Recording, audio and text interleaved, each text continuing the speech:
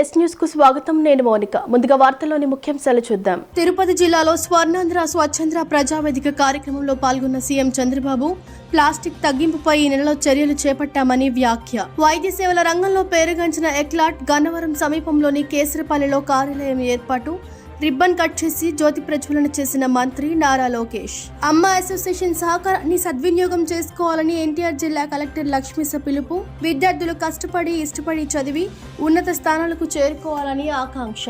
రాజకీయాలు కలుషితమైపోయాయని, నేర చరిత్ర ఉన్నవారు రాజకీయాల్లోకి వచ్చారని సీఎం చంద్రబాబు అన్నారు. నేర రాజకీయాలు చేసేవారు మనకు అవసరమా అంటూ ఆయన ప్రశ్నించారు. మామిడి రైతులకు టన్నుకు 12,000 ఇచ్చి ఆదుకుంటే రోడ్డుపై మామిడికాయలు పారబోసి వైఎస్ జగన్మోహన్ రెడ్డి పులివెందుల రాజకీయం చేశారు అని సీఎం చంద్రబాబు విమర్శించారు. రాజకీయాలు కలుషితమైపోయాయని, నేర చరిత్ర ఉన్నవారు రాజకీయాల్లోకి వచ్చారని, నేర రాజకీయాలు చేసేవారు మనకు అవసరమా అంటూ ముఖ్యమంత్రి చంద్రబాబు ప్రశ్నించారు. ఇంట్లో చెత్తను ఊడ్చినట్టు నేర చరిత్ర ఉన్న నేతలను ఊడ్చేయాలని చంద్రబాబు పిలుపునిచ్చారు. నా జీవితంలో ఎప్పుడూ హత్య రాజకీయాలు లేవని, నక్సలిజం, ఫ్యాక్షన్, మత కలహాలపై పోరాడానని గుర్తు చేశారు. నక్సలైట్లు నన్ను చంపాలని చూస్తే వెంకటేశ్వర స్వామి కాపాడారని, గత 5 ఏళ్లు ప్రజలకు స్వేచ్ఛ లేదని, గత పాలకులు ప్రజల ఆరోగ్యాన్ని కూడా లెక్క చేయలేదన్నారు. ప్రజల భూములను కబ్జా చేసేందుకు యత్నించారని, తాము వచ్చాక ఫ్యాక్షనిజం, మత కలహాలను నివారించామని పేర్కొన్నారు. హత్య రాజకీయాలు చేయాలని చూస్తే ఎవరిని వదిలిపెట్టను, నేరస్తుల గుండెలో నిద్రపోతారని సీఎం హెచ్చరించారు. వైసీపీ నేతలు వివేక హత్యను గుండెపోటుగా చిత్రీకరించారని, నారాసుర రక్త చరిత్ర అని నాపై వివేక హత్య నింద వేశారని మండిపడ్డారు. మామిడి రైతులకు టన్నుకు 12,000 ఇచ్చి ఆదుకుంటే రోడ్డుపై మామిడికాయలు పారపోసి వైఎస్ జగన్మోహన్ రెడ్డి పులివెందుల రాజకీయం చేశారు అని సీఎం చంద్రబాబు విమర్శించారు. నేను తీవ్రవాద సమస్య రాష్ట్రానికి మంచిదిగా అని గట్టిగా పోరాడాను. రాయలసీమలో ముఠా కక్షలు మంచిది కాదు, కుటుంబాలు నాశనం అయిపోతున్నాయని పోరాడాను. ముఠా కక్షలు పూర్తిగా రూపొందించాను. మత కలహాలు, మానవత్వానికి మచ్చ అనే ఉద్దేశంతో పోరాడాను. కానీ ఇక్కడే వెంకటేశ్వర స్వామి దగ్గర మీరు చూస్తే 2003 ఇప్పటికి కూడా జ్ఞాపకం ఉంది.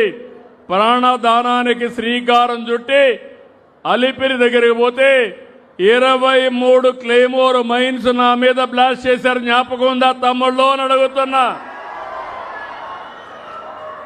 సాక్షాత్ వెంకటేశ్వర స్వామి దిగొచ్చి నాకు ప్రాణభిక్ష పెట్టాడు. ఇంకా ఈ రాష్ట్రానికి ఏదో చెయ్యాలి అనే ఉద్దేశంతో నాకు ప్రాణభిక్ష పెట్టాడు.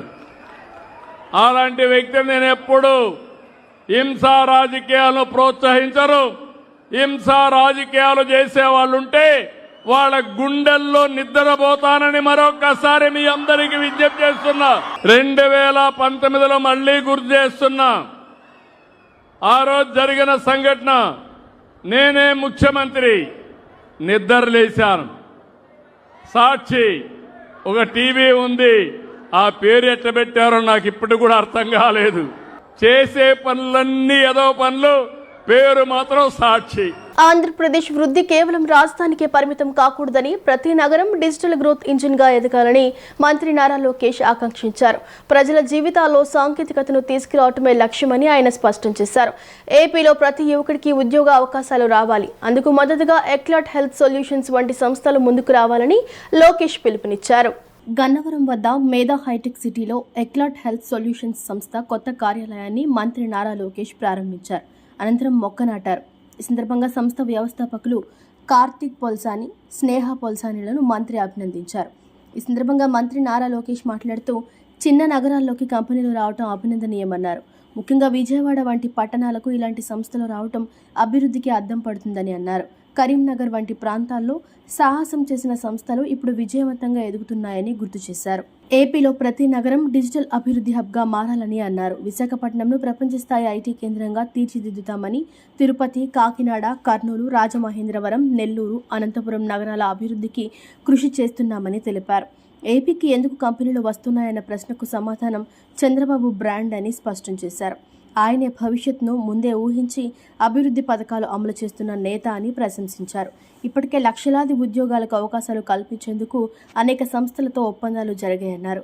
యువత కృషి చేస్తేనే విజయాలు సాధ్యమవుతాయని, తాను కూడా మంగళగిరిలో ఓడిపోయిన తర్వాతే ప్రజల్లో విశ్వాసం సంపాదించారని గుర్తు చేశారు. కృష్ణా జిల్లా నుంచి వచ్చిన చేతులు పైకెత్తండి. గుంటూరు,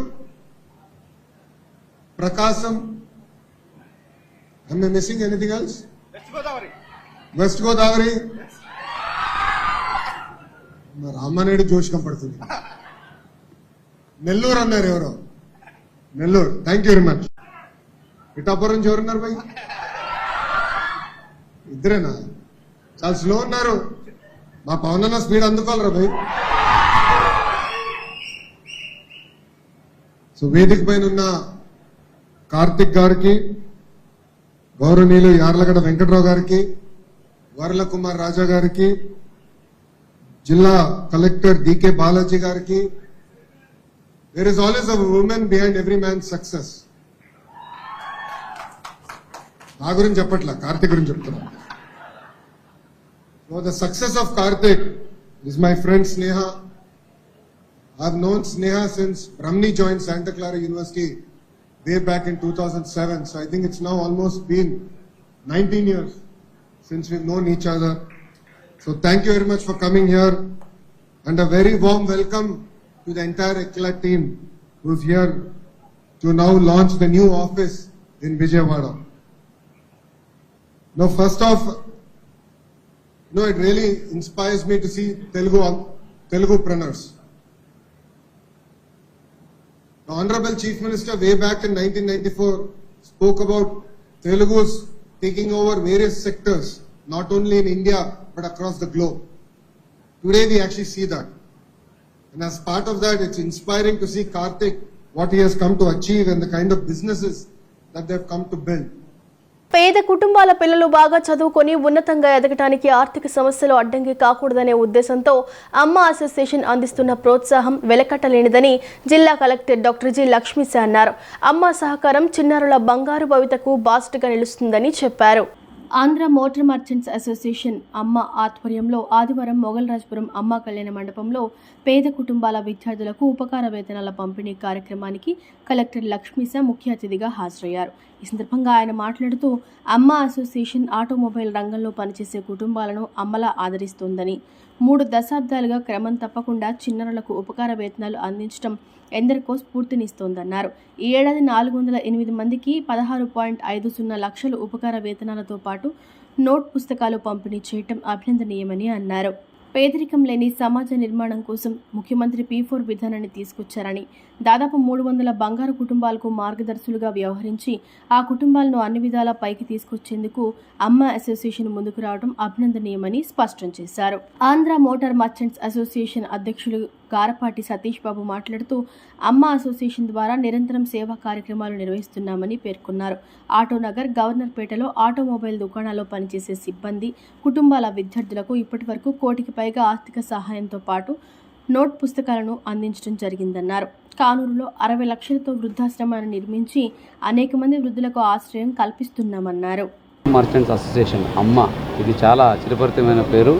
విజయవాడలో అలాగే ఆంధ్రలో ప్రతి ఒక్కరికి ఇది ఎంతో తెలిసిన పేరు. సో ఈరోజు అమ్మ అసోసియేషన్ ఆధ్వర్యంలో ఏదైతే గౌరవ ముఖ్యమంత్రి గారు మనకు ఇచ్చిన ఈ కాన్సెప్ట్ P4 కార్యక్రమం ఉందో దాన్ని కూడా అనుసంధానం చేసుకుంటూ ఈరోజు వందలాది మంది పిల్లలకి స్కాలర్షిప్ ఈరోజు అమ్మ అసోసియేషన్ వాళ్ళు స్పాన్సర్ చేసి ఆ పిల్లల జీవితాలు బాగుండాలని ఈరోజు మార్గదర్శకులుగా ముందుకు వచ్చారు. సో ఇదే కాకుండా P4 కార్యక్రమం కూడా ఎన్నో కుటుంబాలను కూడా అడాప్ట్ చేసుకుని ఆ కుటుంబాలకు అండగా ఉంటూ వాళ్ళు పేదరికం నుంచి బయటికి రావడానికి దోహదపడతామని ఈ సందర్భంగా ముందుకు వచ్చారు. ఈ సందర్భంగా అమ్మ అసోసియేషన్ వాళ్ళందరికీ హృదయపూర్వక అభినందనలు తెలియజేసుకుంటూ ఉన్నాను. అలాగే విజయవాడలో ఎంతో పొటెన్షియల్ ఉంది, ఎంతోమంది పారిశ్రామికవేత్తలు ఉన్నారు, ఎంతోమంది పెద్ద వాళ్ళు ఉన్నారు. సో అందరూ ముందుకు రావాలి.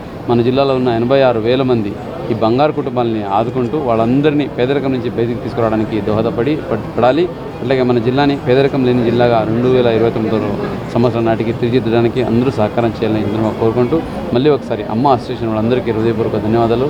అలాగే ఈరోజు స్కాలర్షిప్ పొందిన ప్రతి ఒక్క పిల్లలకి వాళ్ళ తల్లిదండ్రులకి అభినందనలు తెలియజేస్తూ ఈ యొక్క స్ఫూర్తితో మన జిల్లాలో ఎడ్యుకేషన్ అయితేనేంటి, అట్లాగే P4 కార్యక్రమాలు అయితేనేంటి, అలాగే పరిశుద్ధ కార్యక్రమాలు అయితేనేంటి, సో అట్లాగే ట్రైనింగ్ అయితేనేంటి, ఇవన్నింటిలో మన జిల్లాని అగ్రగామిగా నిలుపుతూ మన జిల్లాని అభివృద్ధికి ప్రతి ఒక్కరు తోడ్పడాలని సందర్భంగా తెలియజేసుకుంటూ థ్యాంక్ యూ. అసోసియేషన్ అండి. ఈ అసోసియేషన్ తరఫున ప్రతి సంవత్సరం కూడా పిల్లలకి 404 మందికి స్కాలర్షిప్లు ఇస్తున్నాము.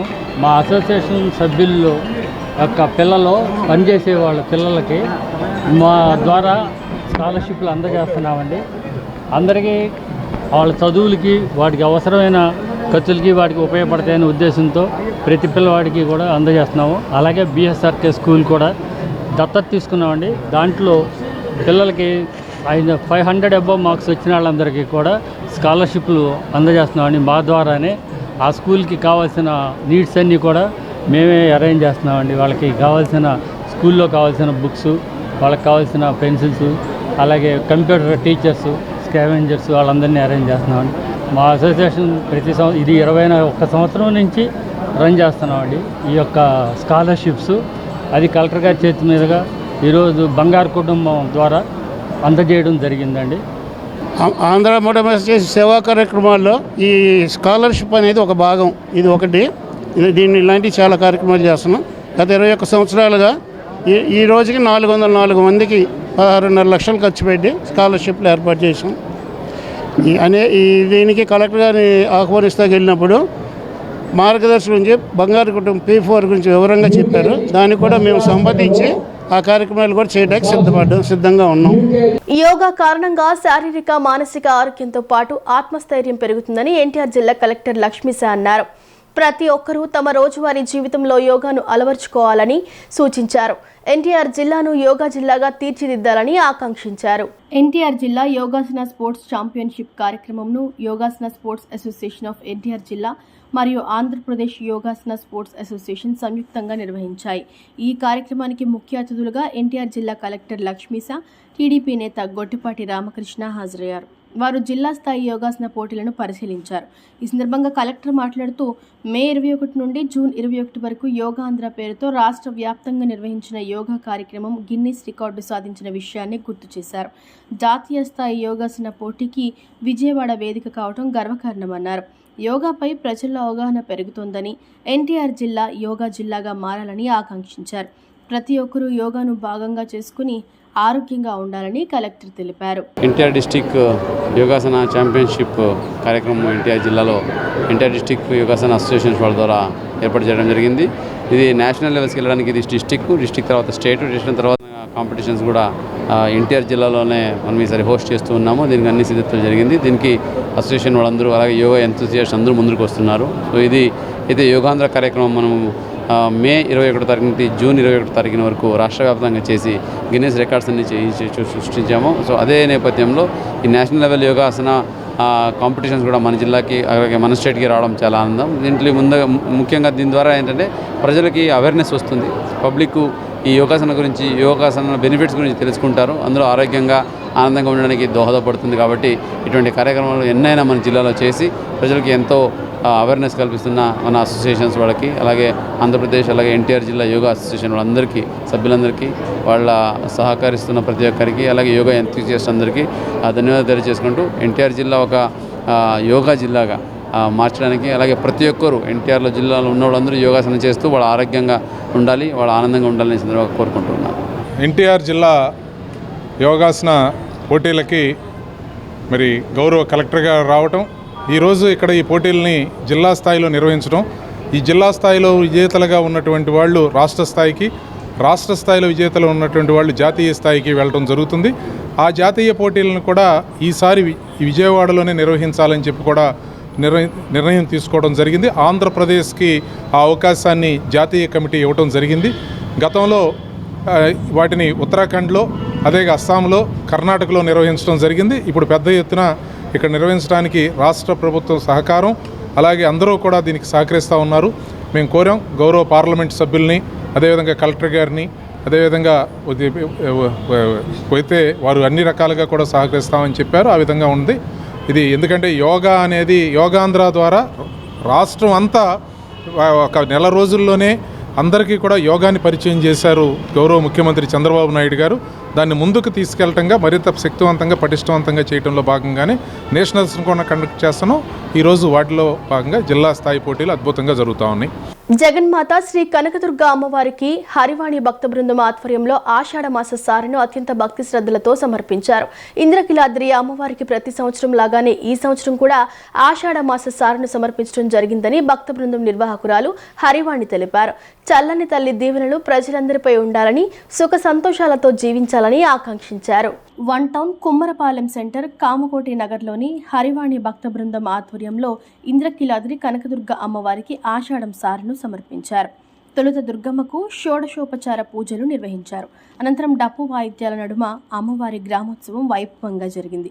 ప్రతి ఇంటి వద్ద అమ్మవారికి భక్తి శ్రద్ధలతో నీరాజనాలు సమర్పించారు. అనంతరం మహిళలు చీర, సారె, ఇతర మాంగళ్య ద్రవ్యాలతో ఇంద్రకీలాద్రికి తరలి వెళ్లారు. ఈ సందర్భంగా భక్త బృందం నిర్వాహకురాలు హరివాణి మాట్లాడుతూ, ప్రతి సంవత్సరం లాగానే ఈ సంవత్సరం కూడా అమ్మవారికి ఆషాఢం సారె సమర్పించడం జరిగిందని చెప్పారు. మన ఇంటి ఆడబిడ్డకు సారె ఎలా ఇస్తామో అదేవిధంగా అమ్మవారిని మా ఇంటి ఆడబిడ్డగా భావించి సారె సమర్పిస్తున్నామని చెప్పారు. అమ్మవారి కృప, దయ అందరిపై ఉండాలని, రాష్ట్రం సుభిక్షంగా ఉండాలని అమ్మవారిని కోరుకున్నట్లు తెలిపారు. గత 4 ఏళ్లుగా అమ్మవారికి అంగరంగ వైభవంగా సారె సమర్పిస్తూ వస్తున్నామని చెప్పారు. రాబోయే రోజుల్లో కూడా తమ భక్త బృంద ఆధ్వర్యంలో సారె మహోత్సవ వేడుకలను ఇంకా వైభవంగా నిర్వహిస్తామన్నారు. తాము చేసే కార్యక్రమానికి సహకరించిన ప్రతి ఒక్కరికి ప్రత్యేక ధన్యవాదాలు తెలిపారు. ఈ కార్యక్రమంలో హేమాద్రి అరుణ, తంగిరాల అన్నపూర్ణ తదితరులు పాల్గొన్నారు. మేమందరం కామకోటి నగర్ నుంచి ప్రతి సంవత్సరం అమ్మవారికి ఆషాఢ మాస పవిత్ర సారి తీసుకెళ్తున్నాం. అట్లానే ఈ సంవత్సరం కూడా అమ్మవారికి సారెని సమర్పిస్తున్నాము. మా ఇంటి ఆడపడుచుగా అమ్మవారిని అనుకుని మేమందరం కూడా అన్నీ రెడీ చేసుకుని తీసుకెళ్తున్నామండి అమ్మవారికి. అమ్మల గన్నయమ్మ, ముగ్గురమ్మల మూలపటమ్మ మన దుర్గమ్మ. మన విజయవాడలో కొలువై ఉన్న కనకదుర్గాదేవికి మేమందరం కామకోటి నగర్ నుంచి బ్రాహ్మణ కుటుంబాలం హరివాణి గారి యొక్క ఆవిడ యొక్క సమక్షంలో మేమందరం కలిసి ఈ సారెని అమ్మవారికి తీసుకువెళ్తున్నాము. ప్రతి సంవత్సరం ఆషాఢ మాసంలో మేమందరం బ్రాహ్మణ కుటుంబాల వాళ్ళం అందరం ఇంటికి ఒకళ్ళిద్దరు చొప్పున ప్రతి ఒక్కళ్ళం ఎవరికి తోచింది వాళ్ళం అందరం చేసుకొని, ఇదంతా ఒక నెల రోజులుగా మేమందరం చేస్తున్నటువంటి కృషి. ఇదందరం కలిసి ఒక టీం వర్క్గా మేమందరం ముందుకు వెళ్తున్నాము. ఇది విజయవాడ కనకదుర్గమ్మ మనందరినీ కూడా చల్లగా చూడాలని, మన ఇంట్లో అందరికీ, ఆడవాళ్ళందరికీ 5వ తనాన్ని ఇవ్వాలని, మన కుటుంబాలలో పాడి పంటలన్నీ సమృద్ధిగా ఉండాలని, మనందరినీ చల్లగా చూడాలనే ఉద్దేశంతో మేమంతా అమ్మవారికి ప్రతి సంవత్సరం తీసుకువెళ్ళటం జరుగుతుంది. జై దుర్గా భవాని. ఈరోజు అమ్మవారికి సారెని తీసుకెళ్తున్నాం. విజయవాడ ఇంద్రకీలాద్రి పైన వెలసిన దుర్గమ్మ వారు మా ఇంటి ఆడబడుచుగా తలచి అందరికీ సకల సౌభాగ్యాలు, సుఖ సంతోషాలని ఇవ్వాలని కోరుకుంటూ మేము ఈ సారెని ఒక క్రతువుగా భావించి చేస్తున్నాం. మా ముందు తరాల వాళ్ళకి కూడా ఇది మేము అందించే ఒక విధమైన కార్యక్రమం. ధన్యవాదాలు. పేద కాపు మహిళలకు పెళ్లి కానుక పథకాన్ని ప్రవేశపెట్టాలని ప్రజా కాపునాడు సంక్షేమ సంఘం రాష్ట్ర అధ్యక్షులు ఎర్రంశెట్టి అంజిబాబు ప్రభుత్వాన్ని కోరారు. అట్టడుగు స్థాయిలో కాపులు ఉన్నారని, వారి స్థితిగతులను తెలుసుకుని వారికి రిజర్వేషన్ సౌకర్యం కూడా కల్పించాలని కోరారు. విజయవాడ తూర్పు నియోజకవర్గంలో కాపు కళ్యాణ మండపాన్ని నిర్మించాలన్నారు. ప్రజా కాపునాడు సంక్షేమ సంఘం సమావేశం కానూరులో జరిగింది. ఈ సమావేశంలో సంఘం రాష్ట్ర అధ్యక్షులు ఎర్రంశెట్టి అంజుబాబు ముఖ్య అతిథిగా విచ్చేశారు. ప్రజా కాపునాడు సంక్షేమ సంఘం తూర్పు నియోజకవర్గం అధ్యక్షులుగా అమృతం లక్ష్మీకాంత్ను నియమించారు. ఈ సందర్భంగా ఆయనకు శాలువా కప్పి నియామక పత్రాన్ని అందజేశారు. అనంతరం ఎర్రంశెట్టి అంజుబాబు మాట్లాడుతూ, తూర్పు నియోజకవర్గంలో కాపుల సంక్షేమం, అభివృద్ధికి నేటి నుంచి అమృతం లక్ష్మీకాంత్ అందుబాటులో ఉంటారని అన్నారు. తూర్పు నియోజకవర్గంలో కాపు కళ్యాణ మండపాన్ని ప్రభుత్వం వెంటనే నిర్మాణం చేయాలని కోరారు. పేద కాపు మహిళలకు పెళ్లి కానుక పథకాన్ని ప్రవేశపెట్టాలని కోరారు. అట్టడుగు స్థాయిలో కాపులు ఉన్నారని, వారి స్థితిగతులను తెలుసుకుని వారికి రిజర్వేషన్ సౌకర్యం కూడా కల్పించాలని కోరారు. విజయవాడ తూర్పు నియోజకవర్గంలో కాపు కళ్యాణ మండపాన్ని నిర్మించాలన్నారు. రాష్ట్ర ప్రధాన కార్యదర్శి గణప రాము మాట్లాడుతూ, ప్రజా కాపునాడు సంఘం పెట్టిన తర్వాత కాపుల్లో వెనుకబడిన వారిని ముందుకు తీసుకువెళ్లాలి, సరైన నాయకత్వం కల్పించాలని రాష్ట్ర వ్యాప్తంగా అన్ని నియోజకవర్గాల్లో ఇన్ఛార్జీలను నియమించడం జరుగుతోందన్నారు. తూర్పు నియోజకవర్గంలో అమృతం లక్ష్మీకాంత్ను నియమించడం పట్ల హర్షం వ్యక్తం చేస్తున్నామని తెలిపారు. విద్యా ఉపాధి రంగంలో సరైన మార్గదర్శకం చేసేవారు కావాలని, విద్యావంతుడు యువకుడైన లక్ష్మీకాంత్ని నియమించడం వల్ల వారందరికీ న్యాయం జరుగుతుందని భావిస్తున్నామని తెలిపారు.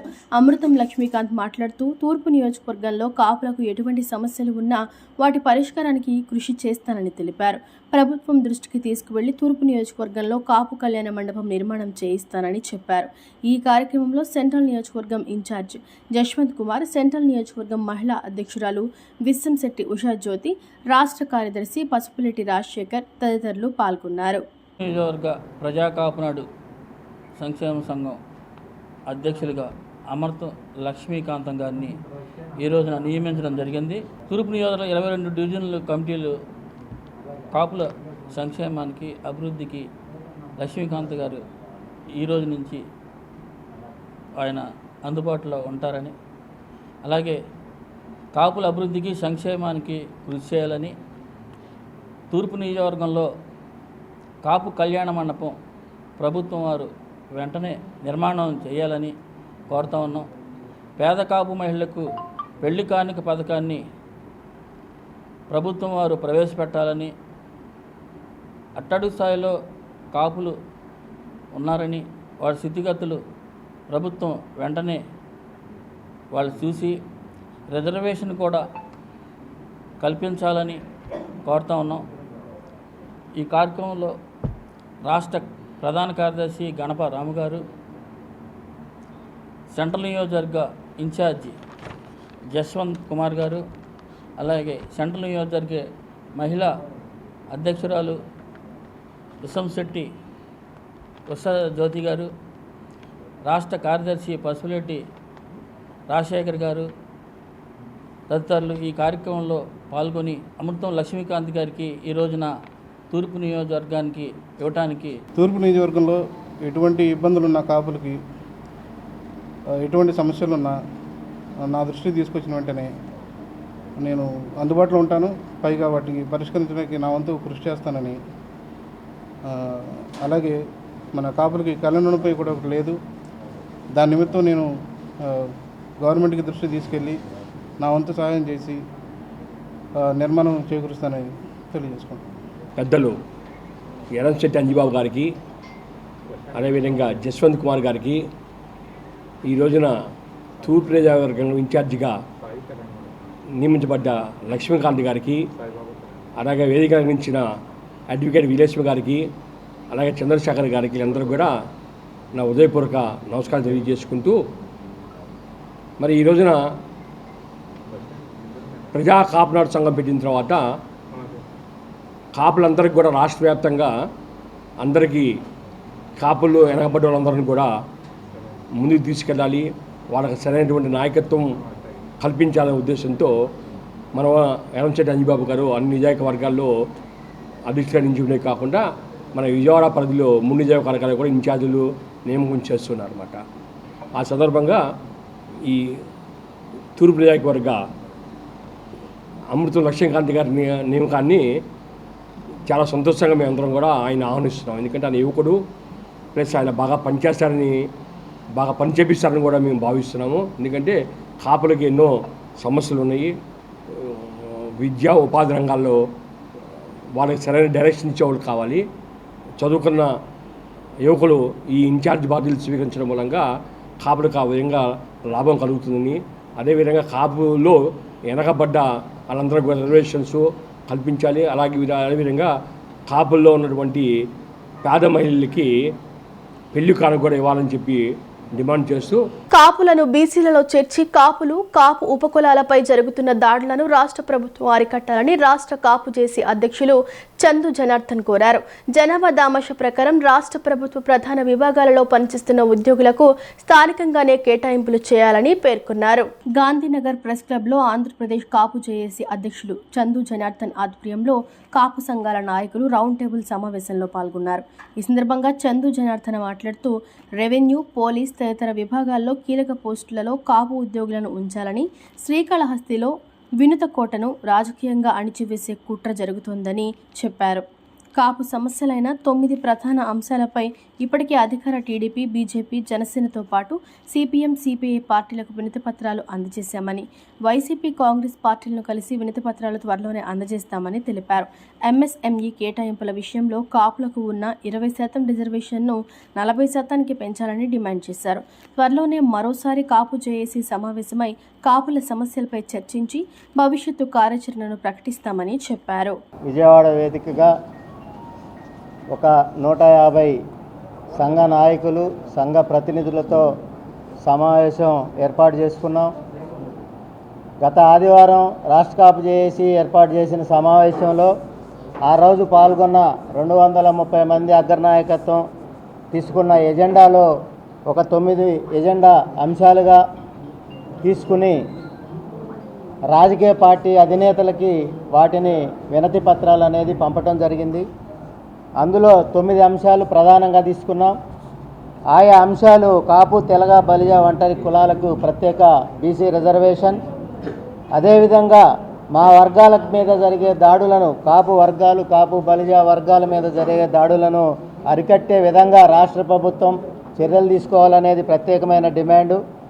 కృష్ణా జిల్లాకు కృష్ణా నదిపై నూతనంగా నిర్మించే ఐకాన్ బ్రిడ్జికి స్వర్గీయ వంగవీటి మోహన్ రంగా గారి పేరు నామకరణం చేయాలని, కాపు కార్పొరేషన్కి ప్రతి సంవత్సరం 3,000 కోట్ల రూపాయల నిధులు మంజూరు చేసి కాపుల అభివృద్ధికి కృషి చేయాలని, హామీ మేరకు 2 ఎకరాల్లో కాపు భవనాల నిర్మాణాలు పూర్తి చేసే విధంగా చూడాలని, అదేవిధంగా 6వ అంశం కూటమి ప్రభుత్వం కాపులకు జనాభా దామాషా ప్రకారం రాజకీయ నామినేటెడ్ పదవుల్లో ప్రాధాన్యత ఇవ్వాలని, 7వ అంశం కాపు ఉద్యోగస్తులకు పోలీసు, రెవెన్యూ లాంటి ప్రాధాన్యత గల శాఖల్లో సైతం ఫోకల్ స్థానాల్లో పోస్టింగ్లు ఇవ్వాలని, అణచివేతపై సరైన దిద్దుబాటు చర్యలు రాష్ట్ర ప్రభుత్వం చేపట్టాలని, రాష్ట్ర విభజన నేపథ్యంలో తెలంగాణ నుండి ఏపీలో కలిసిన 7 ముంపు మండలాల్లో 300 కాపు కుటుంబ సభ్యులు రిజర్వేషన్కి సంబంధించిన అంశంలో ఇబ్బందులు ఉన్నాయి. అదేవిధంగా వాళ్ళకి సర్టిఫికెట్ @తెలంగాణ అని 300 కాపు సర్టిఫికెట్ ఇస్తూ ఉంటుంది. అదేవిధంగా అటు బీసీ కార్పొరేషన్ నుంచి కానీ ఇటు ఇంకో కార్పొరేషన్ నుంచి కానీ వారికి సహకరించే పరిస్థితిలో రాష్ట్ర ప్రభుత్వం ఆలోచించాలనేది ఒక ప్రధానమైన demand. YSR Congress party Christian minority విభాగం రాష్ట్ర అధికార ప్రతినిధిగా నియమితులైన రుద్రపాటి తేజ్ కుమార్ను మాజీ ఎమ్మెల్యే వెల్లంపల్లి శ్రీనివాస్ అభినందించారు. కూటమి ప్రభుత్వం అధికారంలోకి వచ్చిన తర్వాత పేదల పరిస్థితి దిగజారిందని విమర్శించారు. ప్రజల జీవితాల్లో వెలుగులు నింపాలంటే జగన్ మళ్లీ సీఎం కావాలని అన్నారు. 54వ డివిజన్కు చెందిన రుద్రపాటి తేజ్ కుమార్ ఇటీవల YSR Congress party Christian minority విభాగం రాష్ట్ర అధికార ప్రతినిధిగా నియమితులయ్యారు. ఈ సందర్భంగా శనివారం స్థానిక బ్రాహ్మణ వీధిలో వెల్లంపల్లి శ్రీనివాసరావు కార్యాలయంలో ఆయనకు ఘన సన్మానం జరిగింది. ఈ కార్యక్రమంలో మాజీ మంత్రి, పశ్చిమ నియోజకవర్గ పార్టీ సమన్వయకర్త వెల్లంపల్లి శ్రీనివాసరావు ముఖ్య అతిథిగా పాల్గొన్నారు. తేజ్ కుమార్కు శాలువా కప్పి పుష్పగుచ్చం అందించి అభినందనలు తెలిపారు. ఈ సందర్భంగా పార్టీ అభివృద్ధికి ప్రతి కార్యకర్త కృషి చేయాలని, సమర్పణతో పనిచేస్తే వారికి పార్టీ అన్ని అవకాశాలు కల్పిస్తుందని తెలిపారు. కూటమి ప్రభుత్వం అధికారంలోకి వచ్చిన తర్వాత పేదల పరిస్థితి దిగజారిందని విమర్శించారు. ప్రజల జీవితాల్లో వెలుగులు నింపాలంటే జగన్ మళ్లీ సీఎం కావాలని అన్నారు. తేజ్ కుమార్ మాట్లాడుతూ వైసీపీ తరపున ఈ స్థానం కల్పించిన వైఎస్ జగన్ వెల్లంపల్లికి కృతజ్ఞతలు తెలిపారు. క్రిస్టియన్ మైనారిటీల హక్కుల కోసం పోరాడతానన్నారు. పార్టీ బలోపేతానికి కృషి చేస్తానని చెప్పారు. కార్యక్రమంలో పార్టీ నాయకులు, కార్యకర్తలు, అభిమానులు, క్రిస్టియన్ మైనారిటీ విభాగం ప్రతినిధులు తదితరులు పాల్గొన్నారు. మా వైఎస్ఆర్సీపీ పార్టీ సీనియర్ నాయకుడు రుద్రపాటి గారికి మా మాజీ ముఖ్యమంత్రి వర్యులు, మా పార్టీ అధ్యక్షులు జగన్మోహన్ రెడ్డి గారి ఆదేశాల మేరకు వైఎస్ఆర్సీపీ క్రిస్టియన్ మైనారిటీ సెల్కి రాష్ట్ర అధికార ప్రతినిధిగా ఈరోజు వారిని నియమించడం జరిగింది. ఏదైతే వారికి అప్పచెప్పిన బాధ్యతని సక్రమంగా నిర్వహిస్తారని చెప్పని, ఏదైతే క్రిస్టియన్ మైనారిటీ వాళ్ళ యొక్క గొంతుని వారి ద్వారా అదే ప్రజలకి, అదేవిధంగా రాష్ట్రంలో కావచ్చు, ఇటు పార్టీకి కూడా వారి యొక్క అన్నీ కూడా తెలియపరిచే విధంగా వారు పనిచేస్తారని చెప్పని, ఎప్పటి నుంచో పార్టీలో సీనియర్ నాయకుడిగా పేరు తెచ్చుకున్న రుద్రతేజ గారికి శుభాకాంక్షలు తెలియపరుచుకుంటూ, తప్పకుండా వారు చక్కగా క్రిస్టియన్ మైనారిటీకి అన్ని విధాల సర్వీసులు సేవ చేస్తారని చెప్పని నేను మనస్ఫూర్తిగా కోరుకుంటూ సెలవు తీసుకుంటాను. ఈరోజు మా జగన్మోహన్ రెడ్డి గారు, రాష్ట్ర మాజీ ముఖ్యమంత్రి వర్యులు జగన్మోహన్ రెడ్డి గారు నాకు ఈ యొక్క గౌరవమైన పదవిని నాకు అప్పగిపోయినందుకు వారిని కానీ మా ఎమ్మెల్యే గారు వెల్లంపల్లి శ్రీనివాసరావు గారు కానీ వారికి నేను జన్మలకి రుణపడి ఉంటాను. అలాగే మా క్రిస్టియన్ మైనారిటీ అధికార ప్రతినిధిగా నన్ను నియమించినందుకు వాళ్ళకి ఎల్లవేళలా నేను వాళ్ళకి తోడుగా అండగా పార్టీ ఉన్నంతకాలం నేను వారితోటే నేను నడుస్తానని మీ మీడియా ద్వారా నేను తెలియపరుస్తున్నాను. విజయవాడ నగరానికి స్వచ్ఛ సర్వేక్షణలో ర్యాంకులు రావడం హర్షణీయమని, ఈ విజయానికి అసలైన కారణం పారిశుద్ధ్య కార్మికులే అని సిపిఎం ఫ్లోర్ లీడర్ బోయ సత్యబాబు స్పష్టం చేశారు. అలాంటి కార్మికుల పట్ల ప్రభుత్వం కక్షపూరితంగా వ్యవహరించడం బాధాకరమని విమర్శించారు. ప్రభుత్వం కార్మికుల సమస్యల పరిష్కారానికి చర్యలు తీసుకుని సమ్మె విరమింపచేయాలని డిమాండ్ చేశారు. విజయవాడ నగరపాలక సంస్థలోని తన ఛాంబర్లో ఏర్పాటు చేసిన విలేకరుల సమావేశంలో ఆయన మాట్లాడుతూ, గత వైసీపీ ప్రభుత్వంలో ఇంజనీరింగ్ విభాగంలో పనిచేసిన కార్మికులకు సంక్షేమ పథకాలు అమలు చేయలేదని గుర్తు చేశారు. ఇప్పుడు అధికారంలో ఉన్న కూటమి ప్రభుత్వం కార్మికులకు వేతనాలు పెంచుతామన్న వాగ్దానాలు మర్చిపోయి బెదిరింపు ధోరణిలో వ్యవహరిస్తోందని ఆగ్రహం వ్యక్తం చేశారు. తమ హక్కుల కోసం పోరాడుతున్న కార్మికులకు షోకాజ్ నోటీసులు ఇవ్వడం దుర్మార్గమన్నారు. TDP floor leader Nelibandla Balaswamy కార్మికులను వామపక్షాలు రెచ్చగొడుతున్నాయని వ్యాఖ్యానించడం సిగ్గుచేటని ఎద్దేవా చేశారు. టీడీపీ అధికారంలో లేనప్పుడు ఒకలా, అధికారంలో ఉన్నప్పుడు మరోలా మాట్లాడుతున్నారని మండిపడ్డారు. ఆప్కాస్ విధానాన్ని రద్దు చేసి కార్మికుల శ్రమ దోపిడీ చేయాలన్న ఉద్దేశంతోనే వ్యవహరిస్తున్నారని విమర్శించారు. అధికారులే నోటీసులు ఇస్తుంటే మేయర్ మౌనంగా ఉండటం విచారకరమన్నారు. టీడీపీ, వైసీపీ కాంట్రాక్టర్లకు మేలు చేసే విధంగా వ్యవహరిస్తున్నాయని ఆరోపించారు. కార్మికులకు రావాల్సిన బకాయిలను రాష్ట్ర ప్రభుత్వం వెంటనే చెల్లించాలని, వారి న్యాయసమ్మతమైన కోరికలను పరిష్కరించి సమ్మెను విరమింపచేయాలని డిమాండ్ చేశారు. అలాగే 7 స్టార్ కూడా ఈ అవార్డు రావడం కూడా అభినందనీయం. ఈ అవార్డులు సాధించిన దాంట్లో ముఖ్యమైనటువంటి కీలకమైన పాత్ర పోషించినటువంటి కార్మికులకు మాత్రం ఈ ప్రభుత్వం షోకాజ్ నోటీసుల్ని జారీ చేస్తుంది. కారణం, ఈ ప్రభుత్వం వచ్చి 11 నెలలు అవుతున్న ఈ కార్పొరేషన్లో కానీ రాష్ట్రంలో పనిచేస్తున్నటువంటి ఇంజనీరింగ్ విభాగంలో పనిచేస్తున్నటువంటి అలాగే పార్క్ సెక్షన్లో పనిచేస్తున్నటువంటి వేలాది మంది కార్మికులకి వేతనాలు పెంపుదల చేయకపోవడం, అలాగే గత ప్రభుత్వం కూడా వేతనాలు పెంపుదల చేయకుండా అన్యాయం చేయడం, అలాగే సంక్షేమ పథకాలు కూడా ఆయా కుటుంబాల్లో ఉన్నటువంటి వృద్ధులు కానీ, వితంతులు, వికలాంగులు, అలాగే అమ్మఒడి అని ఆనాటి ప్రభుత్వంలో, నేటి ప్రభుత్వంలో తల్లికి వందనం అనే పథకం కానీ ఇతర సంక్షేమ పథకాలన్నీ కూడా ఇంజనీరింగ్ కార్మికులకి కోతలు కోసిన పరిస్థితిలో గత 25 రోజులుగా వాళ్ళు సమ్మె చేస్తున్నారు. మరోవైపు పారిశుద్ధ్య విభాగంలో కూడా విధులు నిర్వహిస్తున్నటువంటి కార్మికులకి ఈ కూటమి ప్రభుత్వం సంక్షేమ పథకాలు మొత్తం కూడా కోత కోసింది. కృష్ణా కరకట్ట ఇళ్లకు రిజిస్ట్రేషన్తో కూడిన పట్టాలు, ఇళ్ల పైకప్పు మార్చుకునేందుకు అవకాశం ఇవ్వాలని సిపిఎం రాష్ట్ర కార్యదర్శి వర్గ సభ్యులు సిహెచ్ బాబురావు, సిపిఎం రాష్ట్ర కమిటీ సభ్యులు దోనిపూడి కాశీనాథ్ డిమాండ్ చేశారు. తక్షణమే అధికారులు అవుట్ఫాల్ డ్రైన్ నిర్మాణం చేపట్టాలన్నారు. కృష్ణలంక 21వ డివిజన్లోని రణదివ్య నగర్ కృష్ణా కరకట్ట ప్రాంతంలోని ఇళ్లకు రిజిస్ట్రేషన్తో కూడిన పట్టాలు ఇవ్వాలని కృష్ణా కరకట్ట పరిరక్షణ కమిటీ ఆధ్వర్యంలో ప్రచార యాత్ర నిర్వహించారు. ఈ కార్యక్రమం సిపిఎం రాష్ట్ర కార్యదర్శి వర్గ సభ్యులు సిహెచ్ బాబురావు, సిపిఎం రాష్ట్ర కమిటీ సభ్యులు దోనిపూడి కాశీనాథ్ పాల్గొన్నారు. ఈ సందర్భంగా వారు మాట్లాడుతూ, కృష్ణా కరకట్టపై 40 సంవత్సరాలుగా వేల కుటుంబాలు నివసిస్తున్నాయని, అనేక ప్రభుత్వాలు మారాయని, ఏ ప్రభుత్వం వచ్చినా ఇక్కడ ఇళ్లు తీసేయాలని చూశాయని ఆరోపించారు. వరదల్లో ఎన్నోసార్లు ఇళ్లు మునిగినా ప్రభుత్వం ఇళ్లు నిర్మించుకోవడానికి కానీ, నష్టపోయినప్పుడు కానీ ఏనాడు ఇక్కడ ప్రజలను ఆదుకోలేదని విమర్శించారు. ఎన్నో సంవత్సరాలుగా ఇక్కడే నివాసం ఉంటున్న వారికి పట్టాలు ఇచ్చేందుకు కుదరదు అంటున్న అధికారులు బందర్ రోడ్డు కాలువపై 10 అంతస్తుల్లో లెవెంటరీ హోటల్ కట్టడానికి మాత్రం అనుమతి ఎలా ఇచ్చారని ప్రశ్నించారు. స్థానిక ప్రజాప్రతినిధులు కూడా ప్రభుత్వంపై ఒత్తిడి తెచ్చి రిజిస్ట్రేషన్తో కూడిన పట్టాలు ఇక్కడి ఇళ్లకు ఇచ్చేలా చూడాలి అని డిమాండ్ చేశారు. 4 దశాబ్దాల రణదివ్య నగర్ ప్రజల నిరీక్షణ ఇక్కడి ప్రజాప్రతినిధికి ప్రభుత్వానికి పట్టడం లేదని అన్నారు. ఆ రోజు ఇల్లు పీకాల్సిందే అన్నారు ప్రభుత్వాలు. దానికి తోడు ప్రతి సంవత్సరం వరదలో మునిగిపోతూ ఉన్నారు జనం. వరద నుంచి కాపాడాలని గోడ కట్టమంటే గోడ ఎలా కడతారని ఎగతాళి చేశారు ఆ రోజున. ఇప్పుడు పేదవాళ్ళకి సంబంధించి ఆ కృష్ణా కరకట్ట ఇళ్ళని కాపాడటానికి, వరద నుంచి రక్షించడానికి రిటైనింగ్ వాల్ రక్షణ గోడ వచ్చిందంటే ప్రజా ఉద్యమాల వల్లే వచ్చింది. మంచిది, సంతోషం. ఇది మా గొప్పతనం అని చెప్పుకున్నారు, చెప్పుకోండి, కానీ ఇది ప్రజల గొప్పతనం. ఇవాళ గోడ కట్టిన తర్వాత ఇక వరద వచ్చే అవకాశం లేదు. నిన్నటిదాకా పట్టాలు ఇవ్వటం కుదరదన్నారు, వరద వస్తుందని.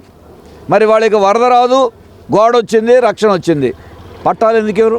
విజయవాడ నగరంలో కృష్ణా కరకట్ట ప్రాంతంలో ఉన్నటువంటి రణదివే నగర్ కానీ, తారకరామ నగర్ కానీ, భూపేష్ గుప్తా నగర్ కానీ, రామలింగేశ్వర నగర్ పరిధిలో ఉన్నటువంటి కళానగర్ కానీ, రామలింగేశ్వర నగర్ కానీ, ఈ ప్రాంతాలన్నింటా అంతకుముందు ముంపుకు గురైనటువంటి ప్రాంతాలు ఇవి. ఆ ముంపుకు గురి కాకుండా 4 దశాబ్దాల కాలం పాటు సిపిఎం చేసినటువంటి పోరాటం వలన రిటైనింగ్ వాలు నిర్మాణం జరిగింది. 2024లో ఈ రిటైనింగ్ వాల్ నిర్మాణం జరిగిన తదుపరి మునకకి ఇంకా అవకాశం లేదు, ముంపుకి అవకాశం లేదు కాబట్టి మా ఇళ్ళకి పట్టాలు కావాలని చెప్పనేటువంటి డిమాండ్ ప్రజల నుండి వస్తూ ఉంది. ఈ డిమాండు న్యాయసమ్మతమైనటువంటి డిమాండ్. ఇది కారణం అటువైపు ఉన్నటువంటి ప్రాంతంలో 50 సంవత్సరాలు అంటే 5 దశాబ్దాలుగా నివసిస్తూ ఉన్నటువంటి ఈ ప్రాంతానికి సంబంధించి ఉన్నటువంటి దాన్ని పట్టాలు ఎందుకు ఇవ్వరు అని చెప్పనేటువంటి అడుగుతా ఉన్నారు. వార్తలు ముగించే ముందు ముఖ్యాంశాలు మరోసారి. తిరుపతి జిల్లాలో స్వర్ణాంధ్ర స్వచ్ఛంద్ర ప్రజావేదిక కార్యక్రమంలో పాల్గొన్న సీఎం చంద్రబాబు ప్లాస్టిక్ తగ్గింపుపై ఈ నెలలో చర్యలు చేపట్టామని వ్యాఖ్య. వైద్య సేవల రంగంలో పేరుగాంచిన ఎక్లాట్ గన్నవరం సమీపంలోని కేసరపల్లిలో కార్యాలయం ఏర్పాటు, రిబ్బన్ కట్ చేసి జ్యోతి ప్రజ్వలన చేసిన మంత్రి నారా లోకేష్.